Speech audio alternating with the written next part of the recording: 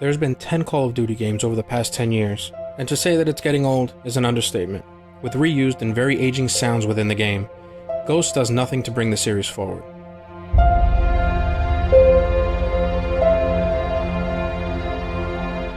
To say that the story in Ghost is very lackluster is giving it more credit than it deserves. It only took me about 5 minutes into the campaign after the opening cinematic to figure out what was going on, who was going to die, and how the story was going to play out in just about its entirety, minus who the antagonist was. And that I was to pinpoint as soon as they introduced a particular character by name during one of the missions. It's one of the worst displays of storytelling I've had the displeasure of playing, and truly takes the series back many steps. In Ghost, you play as one of two brothers who fell into the role of the nation's last line of defense after a large-scale attack on the US. In the beginning of the campaign, you're told a story about legendary soldiers called Ghosts by the two brothers' father, Eli. After this, I'll say nothing more about the story, as I wouldn't want to take away from the satisfaction you'll get from figuring out the story for yourself before it even plays out. This is by far the weakest story in the series, and beyond that, it doesn't get much better.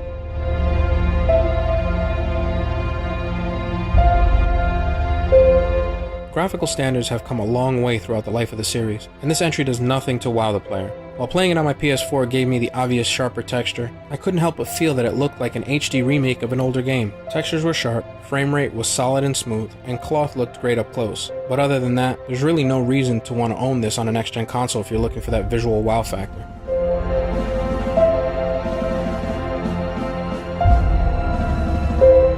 Controls are thankfully where they haven't faltered.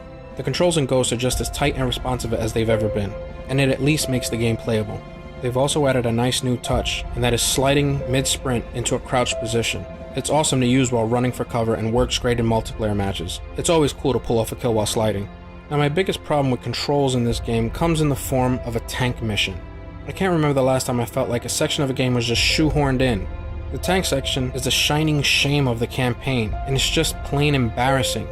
The vehicles have the feel of being lighter and almost more nimble than your foot soldier. There's absolutely no reason this should be included in the campaign, especially considering its biggest competition has done a tank level thousands of times more superior. Calling it disappointing and embarrassing only serves to give it more credit than it deserves. Don't get me wrong though, the rest of the game feels and controls great.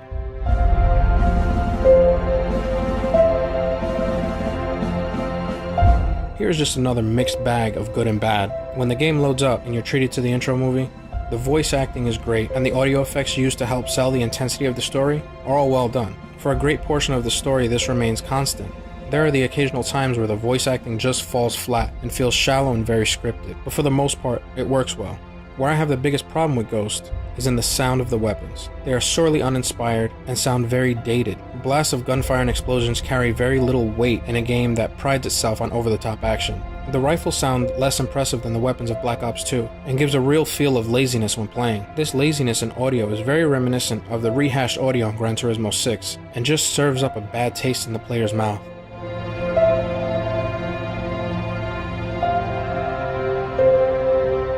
Just as the rest of the series has been given less and less of a makeover, so is the multiplayer.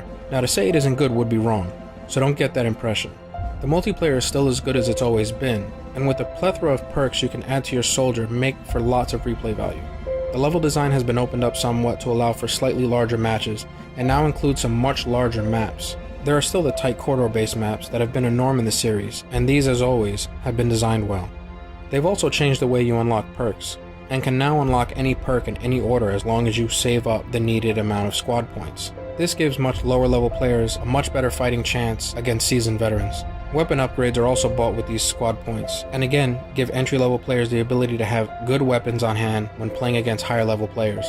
The one bad thing that I did come across was the typical and extremely annoying problem of spawn campers that would not even allow a microsecond to pass before shooting you in the head upon respawning. It's a problem that really takes all the fun out of the game, and makes for some really controller-throwing fits of anger. They've also added a new mode called Extinction, which is essentially zombies mode with aliens in larger arenas. The aliens are a nice change of pace to the zombie formula, and do tend to keep you on your toes as they are a lot faster and more nimble than the zombies of the past. The multiplayer is Ghost's saving grace, and should definitely be noted that unless you are a hardcore multiplayer gamer, you should stay far away from Call of Duty Ghosts.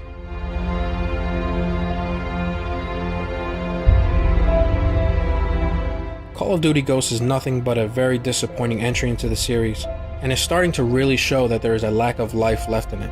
It's been said before, but it's starting to really feel this way now. Annual releases need to stop. The great feel that Call of Duty 4 and Black Ops 2 gave gamers hasn't been felt again. There's a strong lack of innovation coming from Activision, and it's starting to hurt their moneymaker in terms of quality. Although this has yet to happen, gamers will stop accepting mediocrity and start demanding quality and true innovation. Call of Duty Ghosts, as an overall package, stands to be the worst entry since Call of Duty 3. It's time to step it up, Activision.